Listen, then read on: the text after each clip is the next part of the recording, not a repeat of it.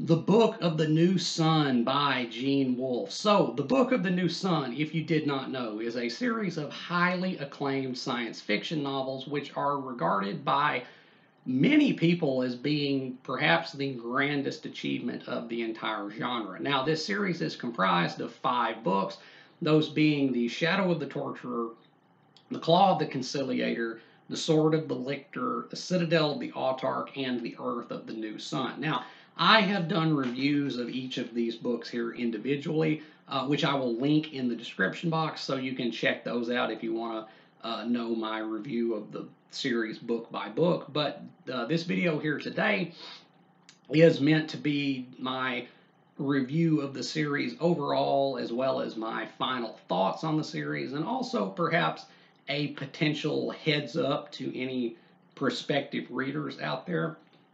So, the plot of the Book of the New Sun. Now, I have summarized the plot in greater depth in each of my individual reviews of the books. So you can check those out if you want to know the plot, like blow by blow. But for the sake of being thorough, I will re-summarize the plot in a more kind of broad overview here. And I'm not really worried about spoiling it because, as I've said, with these books, I don't really think it's the events of the story so much as the significance of the events. So what I mean by that is that I can probably tell you everything that happens in these books, but until you read it yourself, you might not really get the real gist of what these books are about. So I'm not really worried about spoiling it in the conventional sense.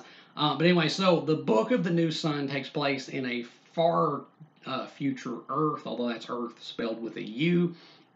And it takes place in physical setting in a land known as the Commonwealth, which I think is somewhere in South America. It's certainly somewhere below the equator. And this Commonwealth is governed by a ruler known as the Autarch. And the books are written in first person, and they are presented as the memoirs of a man named Severian. And also, they're presented as having been found and translated by Gene Wolfe, the science fiction author. So there's a kind of metafictional quality to them as well.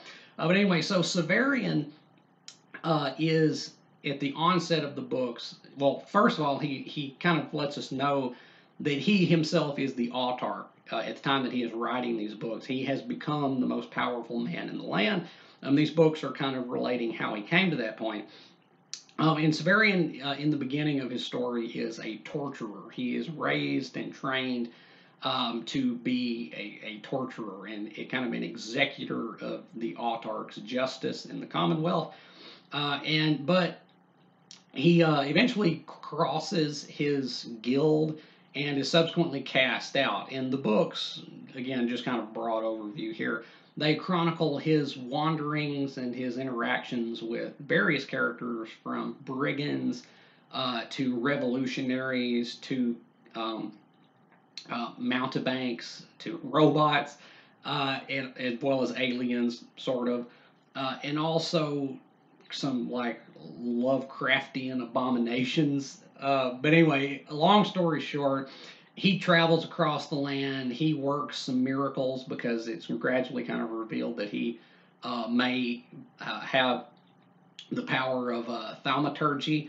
Anyway, so eventually he kind of stumbles his way into the autarchy, and then he is informed that he has to travel through space to stand trial kind of on behalf of humanity, as humanity's representative, kind of, to determine whether the Earth is worthy or not to receive a new sun, to the titular new sun, and subsequently kind of be reborn and given new life, which he then does. And then we get some really trippy time travel sequences where we learn that Severian was actually anachronistically certain historical figures which were alluded to or introduced in the previous books.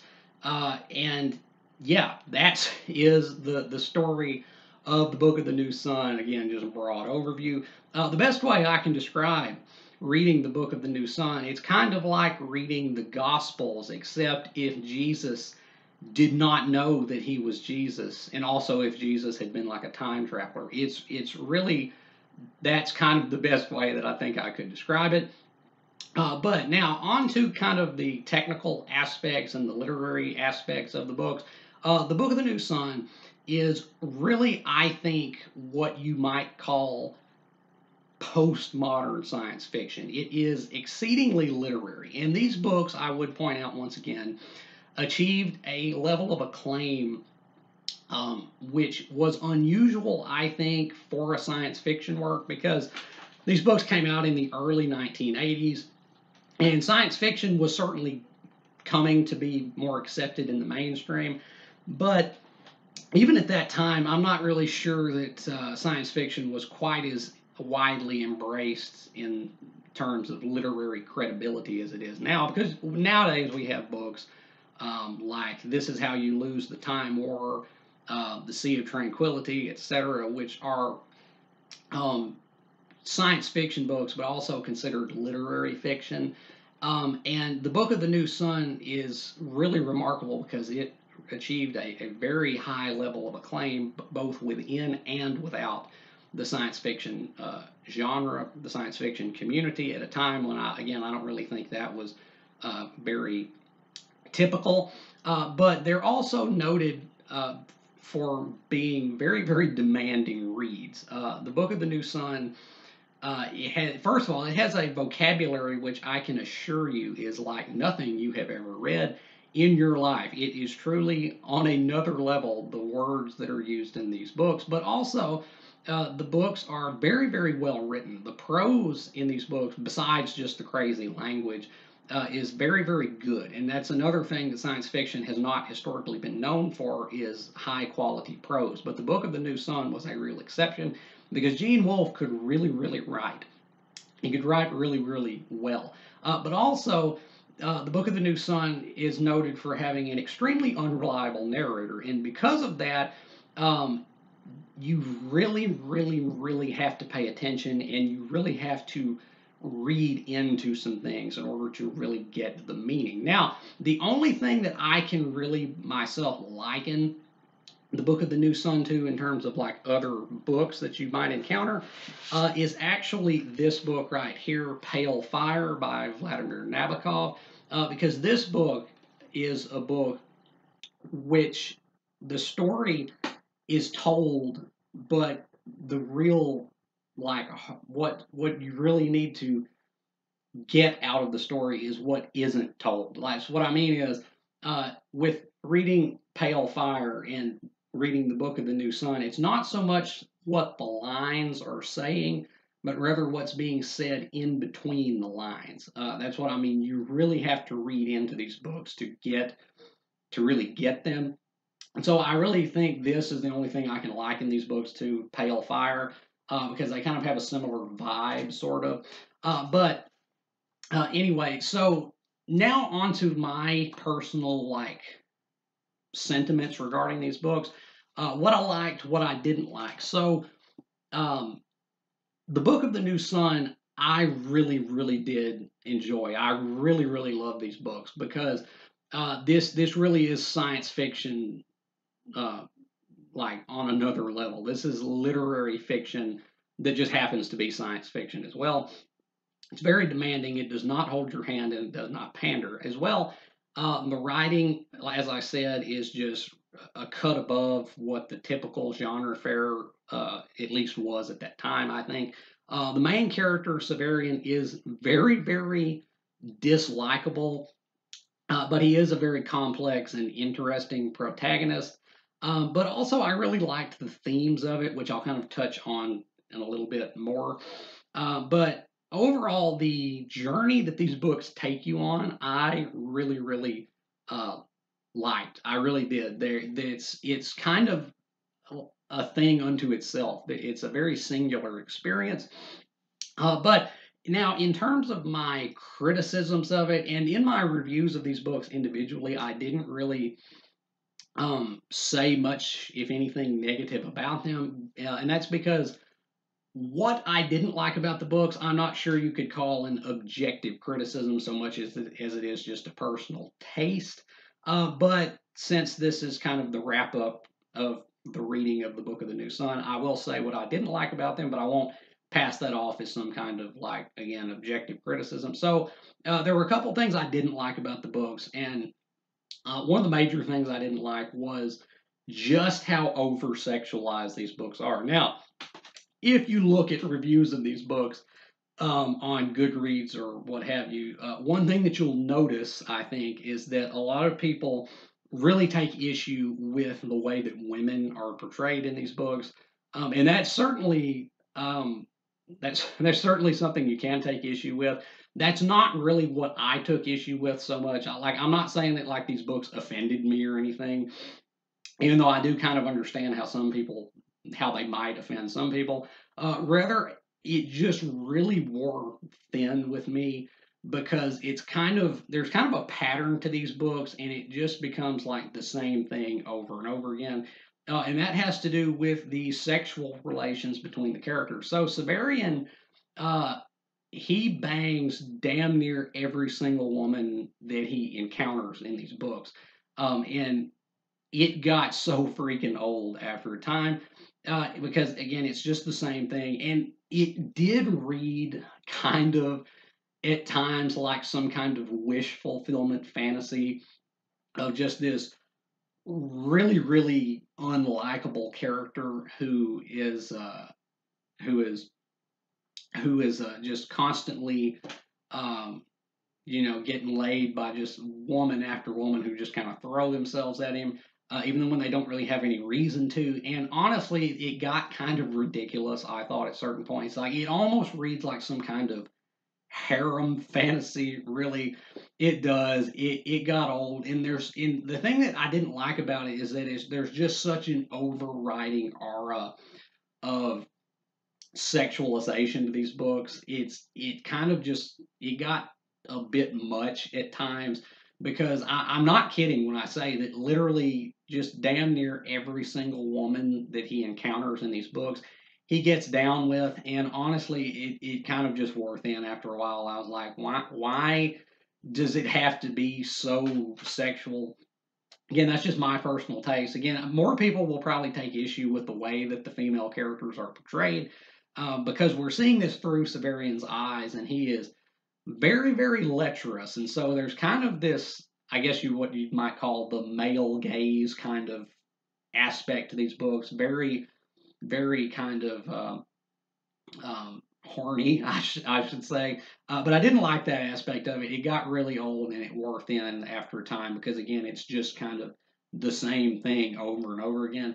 But anyway, but beyond that, another thing that I didn't really like about these books is that there's very little emotional connection in them. Now, these books, I thoroughly enjoyed the journey that they take you on because it's very, very wild, very cryptic. But what I think I would have liked to have seen more of is some kind of emotionality to it.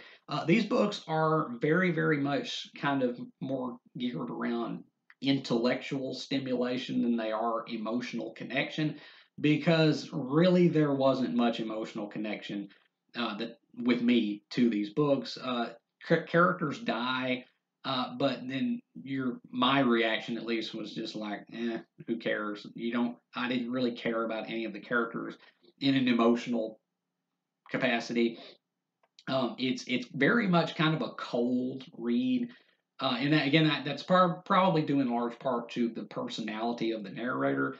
But really, I would have liked to have had a little bit more connection on an emotional level with these books because really there was not really any of that with me. So that's kind of um, my criticisms of the books, but that's just me. Other people might not have those problems, so just take that into account, with in regards to yourself. But now let's talk about what these books are really like about, because that's what I really did like the most about the Book of the New Sun is that they really are about something, and they really do kind of shoot for the stars so to speak, in regards to their thematic content. So these books, a lot of people make a big deal about the fact that Gene Wolfe was Catholic when discussing these books, and that's certainly viable. Gene Wolfe was Catholic, pretty devoutly Catholic, it sounds like. But I wouldn't really necessarily call these books Catholic fiction. And again, I wouldn't even really call them Christian fiction, even though the cosmology within the books is pretty clearly Christian. They're way too violent and, as I've said, way too sexual to really fit that mold nicely. Rather, I think I would denote the Book of the New Sun as being theological fiction. It is fiction that's very concerned with questions regarding the divine. So in these books, the God of these books is referred to as the Increate. And as the books go on, you get lots of kind of musings about the nature of God, if God even exists, kind of like trying to, understand the intentions, the designs of this higher power. And I really did like that because, as I said, I think in one of my individual reviews, we live in a much more secular world now. And I'm really not so sure how many authors there are that really like hardcore engage with these kind of issues anymore.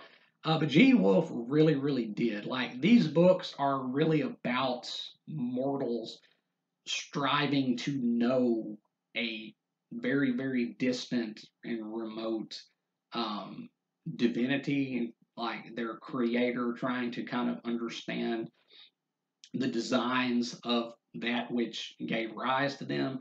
And it really does kind of, I guess literature, the value of literature, I suppose, lies in how well it reflects and portrays certain aspects of the human condition. And I think these books really do excel at that because humans have, questioned the nature of God, or perhaps whether God even exists, for literally throughout all of time. And these books are really a good kind of encapsulation of that because there is a lot of kind of thoughtful moments in these books. And the real theme of it, the real kind of heart of the story, is trying to know the unknowable, I guess you might say. And I really did like that quite a bit. It was quite something to chew on, I suppose. And that's also another reason why these books are held in such high esteem because science fiction, again, historically hasn't really been regarded always as a very literary genre, but these books really did kind of break the mold in a way, and I can really see why. So, my overall rating of the Book of the New Sun, I'm going to give the series overall an A. There are some things, as I've said, that I would have liked to see both less and more of, but overall, it is a very, very singular experience, as I've said. It's a very, very wild ride, and it's very, very engrossing. It really is. This world, one of the greatest things about these books, as I've mentioned previously, is that it's able to take these kind of stock elements of sci-fi, like aliens and robots and time travel, but it's able to make all that feel new and fresh again because these books really do feel exotic. They really do because the way that we're seeing this story, the lens that we're seeing it through, is such that it feels so cryptic. And these books are cryptic as all hell. There are entire forums dedicated to trying to figure these books out and figure out what means what happens here, and that really gives these books a very, very high reread value. In fact, Gene Wolfe designed these books to only really reveal themselves through rereading. And I just really respect the hell out of this series. I really do love the Book of the New Sun. I think it's a fantastic work, and I'm going to give it an A overall. Now, would I concur with those people who say that the Book of the New Sun is like the greatest work of science fiction?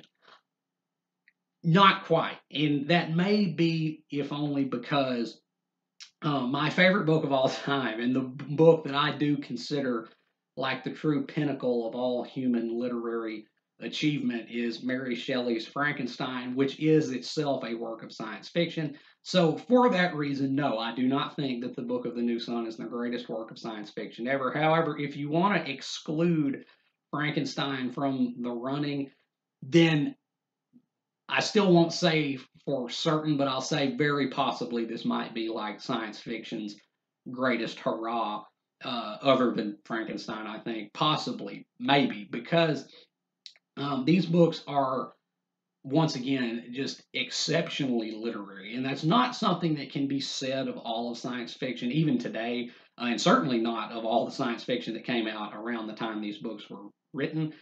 These books are very, very complex and intricate. And again, they don't hold your hand, they don't pander, they demand a lot of the reader. But because of that, they can also be incredibly rewarding, I think. So, as far as prospective readers out there, would I recommend the Book of the New Sun?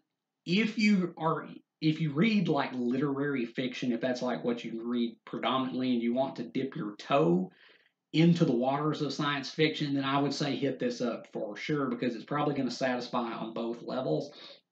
Um, but if you're into more like typical science fiction that's more geared around like hard science perhaps, and not so much like theological ponderings, and if you like things that have a like typical kind of payoff, a kind of typical resolution, you might not like this, because this doesn't, like the final book, The Urth of the New Sun, does kind of shed a lot of light on some of the more mysterious aspects of the preceding books.